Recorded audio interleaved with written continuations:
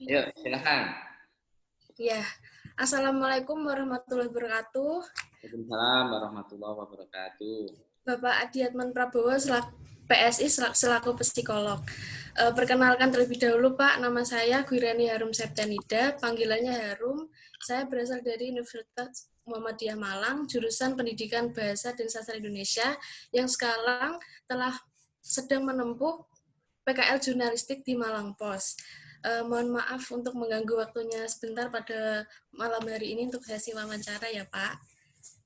Ya, nggak apa-apa. Iya, yang pertama untuk itu saya ingin bertanya mengenai tanggapan Bapak sebagai psikolog tentang banyaknya berita yang beredar terkait orang tua yang sengaja melakukan kekerasan terhadap anaknya sendiri ketika pembelajaran di rumah.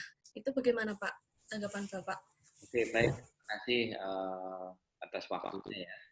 Pada kesempatan ini saya mencoba untuk menjawab bagaimana pandangan-pandangan saya ketika melihat orang tua melakukan kekerasan fisik, kekerasan terhadap anaknya ya. Nah, mungkin saya mencoba untuk dulu atau menyampaikan dulu bahwa kekerasan itu kan kalau kita melihat konsep kekerasan itu kan ada dua ya Mbak ya, ada kekerasan fisik dan psikis gitu kan. Dan dua-duanya ini sama-sama bahayanya. Kalau saya pribadi sebagai psikolog gitu ya, mungkin kekerasan psikis itu menurut saya itu lebih lama.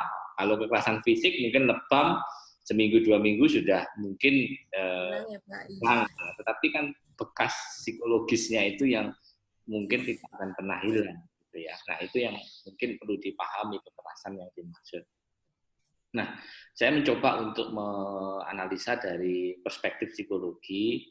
Ada dua sudut pandang saja biar lebih sederhananya, itu ada faktor internal, eksternal. Itu Mbak. Jadi kalau internal itu lebih ke arah individunya secara kepribadian, secara pengalaman individu lah sebagai orang tua. Jadi kepribadian orang tua, bagaimana orang tua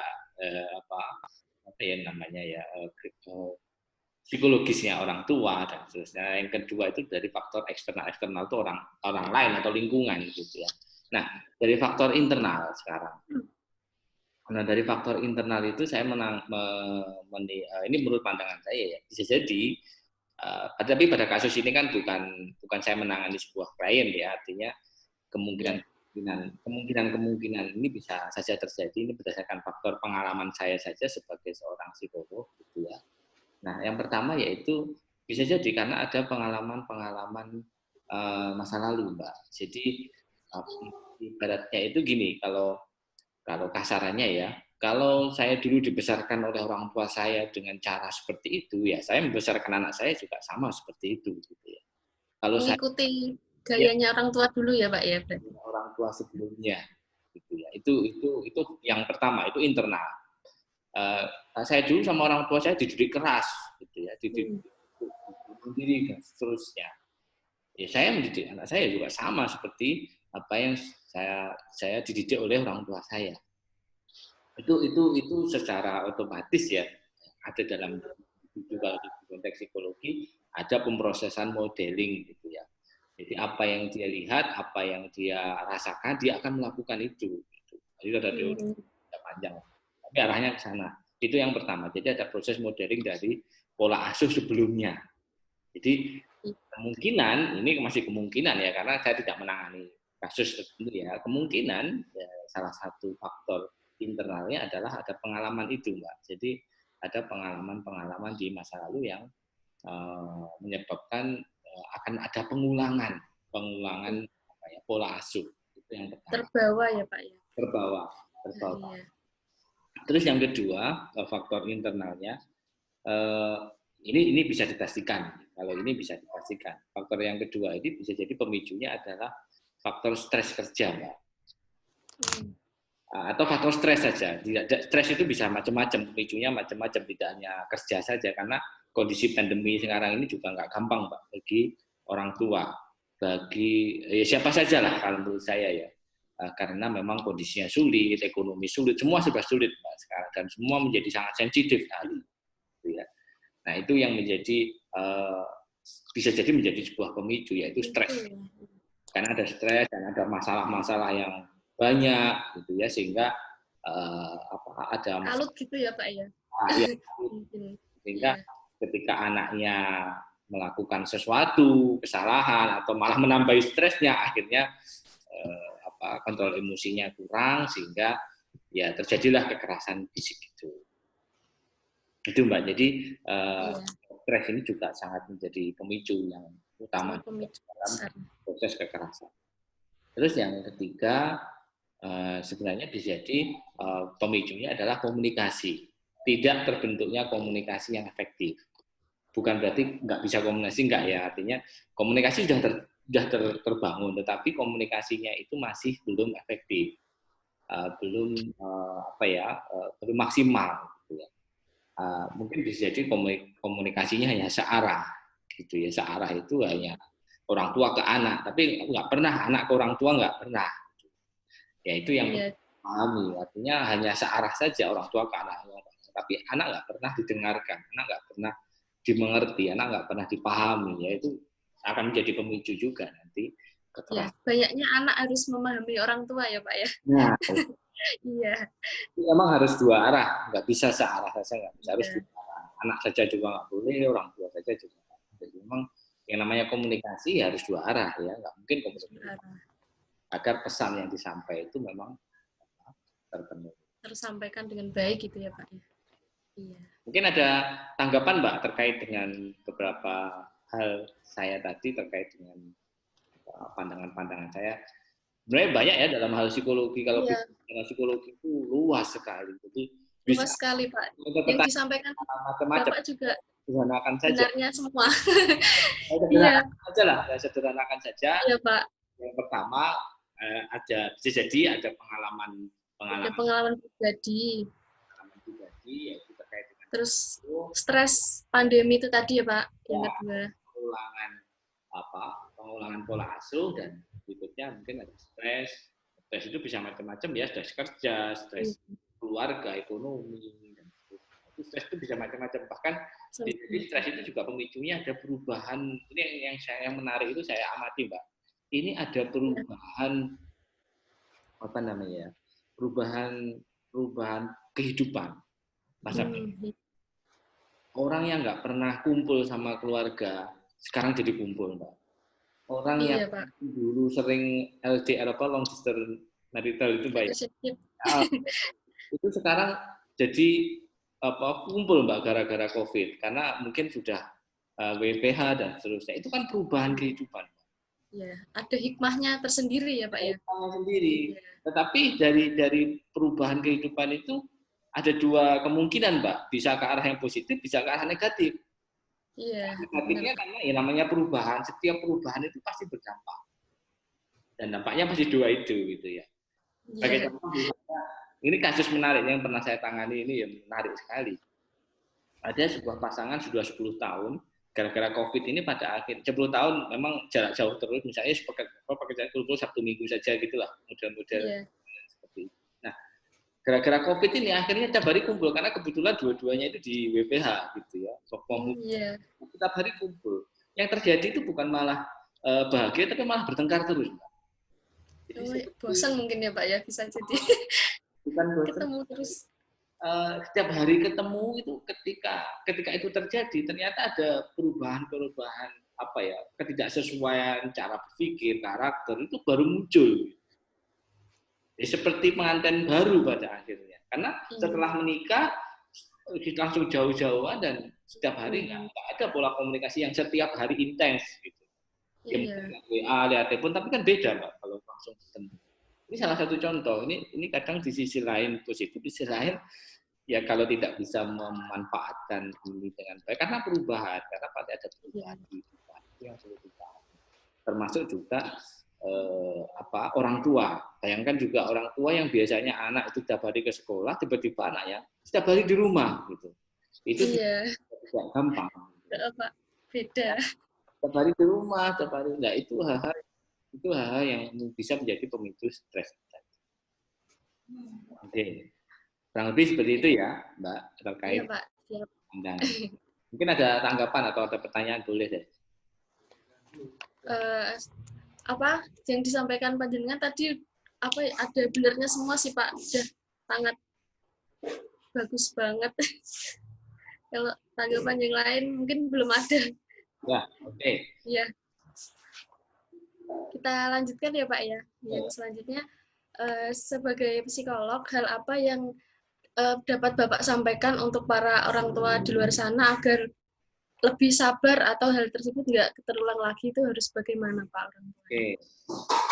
Yang jelas kalau harus bagaimananya, yang pertama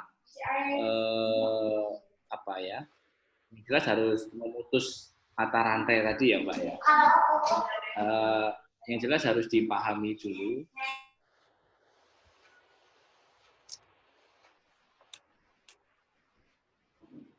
Maaf Pak, suaranya menghilang. Ya, bentar ini ada gangguan. Iya. Oh iya. Ada kondisi-kondisi yang menyebabkan mata rantai itu tidak terputus. Gitu ya. Kalau dalam bahasa psikologi ada istilah lingkaran setan. Lingkaran setan itu ya harus diputus. Gitu ya. Jadi orang tua harus menyadari bahwa zaman sudah berubah, kehidupan sudah berubah. Tidak mungkin pada zaman dulu terjadi sama bentuknya seperti zaman sekarang. Ada sebuah hadis ya Rasulullah kalau nggak salah ya, didiklah anakmu sesuai dengan zamannya gitu ya. Artinya kan itu ada perubahan, nggak sama kan. Nah itu yang harus dipahami dengan cara orang tua harus aware terhadap perubahan anaknya, aware terhadap kehidupan saat ini, maka dengan adanya pengetahuan, ikut parenting, ikut menambah ilmu tentang keluarga, tentang anak, pengasuhan, maka saya yakin itu akan membuka wacana orang tua untuk, oh iya, saya nggak mungkin akan melakukan itu pada anak saya. Karena kalau saya lakukan, ini zamannya sudah berubah. Zamannya juga tidak seperti dulu lagi. Zaman dulu ketika anak bermain, mungkin biarkan saja, bahkan antar kemana-mana, di luar desa, kemana-mana dibiarkan saja. Kalau sekarang dibiarkan, hilang beneran gitu ya.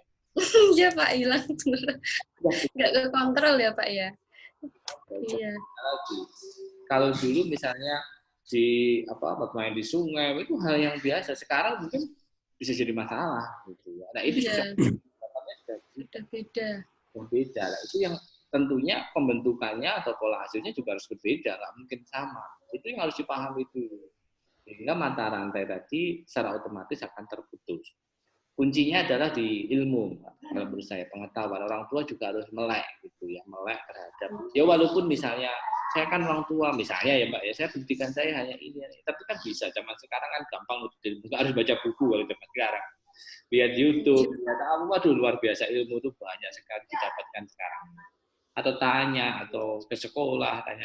Saya pikir banyak lah kalau orang tua mau berusaha gitu ya untuk saat itu, tidak sulit gitu ya. Tentang belajar tentang pengasuhan. Itu yang pertama. Terus yang kedua terkait dengan komunikasi, memang ketika ini harus belajar bagaimana berkomunikasi dengan anak.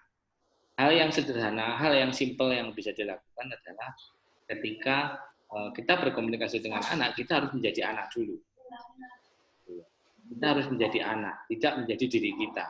Kalau kita menjadi diri kita, pasti di situ ada kesenjangan antara anak dan orang tua. Sehingga anak masih belum nyaman, belum terbuka. Tetapi kalau kita benar-benar menjadi anak, menjadi teman buat anak kita, maka anak itu dengan leluasanya akan cerita tentang kehidupannya, tentang lebih terbuka ya Pak ya. Kenapa? Karena orang tua tidak mencoba untuk menjadi teman, menjadi anak. Saat-saat tertentu memang harus seperti itu. Saat-saat tertentu juga orang tua harus benar-benar menjadi orang tua dengan fungsinya. Jadi harus fleksibel gitu ya, tidak terus sama terus gitu. Itu yang harus dipahami oleh orang tua. Jadi ada kondisi-kondisi yang harus diperankan sesuai dengan fungsinya. Dan keras itu boleh gitu ya, bagus ya, kadang bisa dilakukan, tetapi ya ada proporsi yang tepat juga gitu ya. Artinya jangan sampai melakukan kekerasan. Maksudnya kekerasan yang keras itu tegas, memberikan tegas bahwa enggak boleh, kamu harus gini misalnya. Itu kan keras ya Mbak ya, tapi bukan sampai fisik ya, tapi memang harus ada ketegasan. Itu memang hal-hal yang bisa dilakukan orang tua. Tetapi ya tentu ada batasan-batasan gitu ya. Bahkan Rasulullah kan pernah boleh ya memukul anak itu ketika usia berapa, kan gitu ada ya, ketika usia 7 tahun. Tapi mukulnya pun juga dengan penuh kasih sayang, memukulnya pakai guling gitu ya. Kan ya, kan, dan penuh dengan kasih sayang gitu. Jadi tetap ada rasa sayang, rasa itu tetap. Iya. Nah, kalau menurut panjenengan Pak, kalau sampai ada kemarin kan ada berita yang sampai membunuh anaknya sendiri gara-gara belajar di rumah, itu pikirannya orang tua itu kenapa ya Pak ya, kok bisa tega seperti itu gitu loh? Apakah faktor khilaf atau gimana ya? Ya, yang jelas tadi Mbak mungkin stres tadi ya. Stres yang berkepanjangan. Berat ya Pak ya? Stres berat, orang tua stres berat, sehingga banyak masalah ini, sehingga dia lost control, emosinya terlepas, akhirnya ya terjadilah itu. Itu yang paling gampang untuk melihat bagaimana seseorang bisa melakukan sampai setega itu. Dan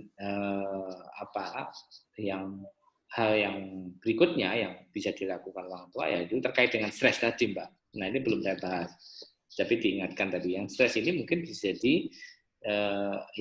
dimulai dari diri kita, bahwa kita kerja ya kerja, tetapi jangan lupa waktu untuk diri kita Mbak. Jadi itu kadang penting, kadang orang tua lupa bahwa kerja selalu kerja tapi tanpa pernah memperhatikan dirinya sendiri. Gitu ya.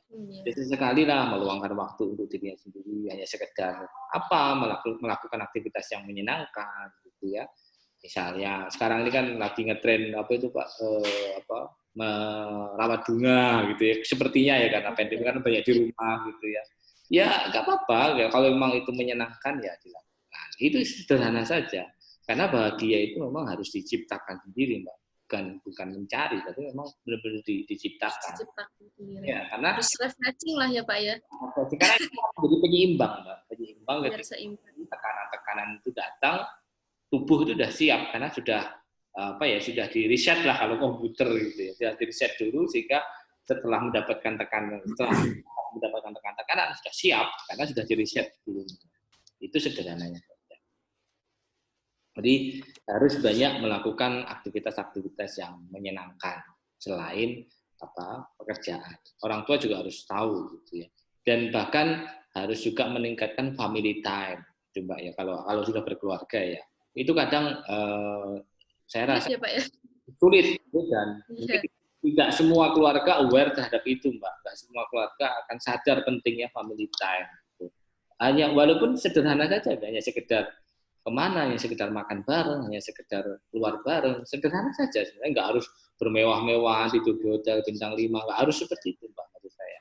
Karena family time itu tidak selalu seperti itu. Family time itu sederhana saja bisa. Hanya pergi ke sawah, cari sawah yang luas, kumpul, duduk bareng, ya udah family time, ngobrol bareng. Saya ya, kalau saya background-nya dari keluarga, dari orang desa, jadi ya walaupun di kota gini kadang senang ke sawah, senang gini, masa lalu saya sering ke sawah gitu Mbak. Itu simple kan, setiap orang pasti punya cara sendiri untuk membuat dirinya bahagia. Itu juga penting selain menjalankan aktivitas sebagai orang tua. Itu harus dijaga Mbak. Kalau tidak ya jadi itu akan terjadi. Iya. Oke Pak, terima kasih banyak untuk waktunya. Oh iya Pak, minta fotonya Bapak boleh nggak malam ini untuk bukti ke redaksi, nanti dimasukkan ke dalam koran. Insya Allah Januari sudah cetak Pak, nanti saya antar ke rumah bisa. Boleh. Iya. Iya. Ya Pak, nanti minta dikirim ya Pak fotonya. Nggak pecah ya. Minta emailnya aja di sini ya. Oh iya. Terima kasih ya Pak untuk waktunya malam ini. Maaf kalau saya ada salah-salah kata dan perbuatan. Terima kasih telah membantu tugas saya ya Pak ya. Semoga sehat selalu, panjang umur, lancar rezekinya ya Pak.